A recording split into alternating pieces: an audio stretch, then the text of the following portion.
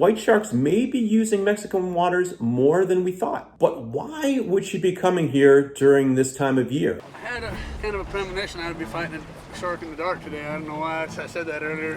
Hey OCEARCH fans, we recently received an update from one of our most well-known female white sharks, Caroline.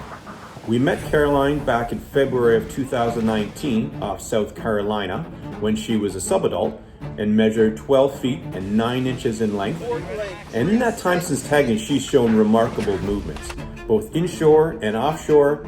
She's ranged to the north all the way to Newfoundland and to the south into the Gulf. In fact, she's the only OCEARCH tagged white shark that has demonstrated movements into Mexican coastal waters. On Valentine's Day of 2023, she was about 35 miles off the coast of Veracruz. And then she pinged in again on May 14th of that same year while on the east edge of the Yucatan Shelf. But unfortunately, we haven't heard from Caroline in a while.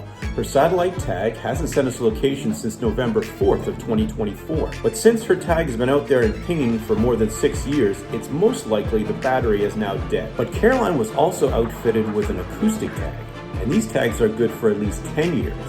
And we recently learned that Caroline's acoustic tag was detected by a NOAA acoustic receiver this past March along the east edge of the Yucatan Shelf. And this detection was only about 57 miles from her 2023 spot detection in this same area. So Caroline seems to be a recurring visitor to Mexican waters during the winter months. But why would she be coming here during this time of year? Well, we've been tagging white sharks for a number of years now, and so we now know that a large proportion of them use the productive Gulf waters as an overwintering area, particularly the Eastern Gulf from January through April. However, it's much less common for them to be wandering into Mexican waters of the Southern Gulf. But detections like this tell us that white sharks may be using Mexican waters more than we thought. But what are they likely feeding on at this time of year?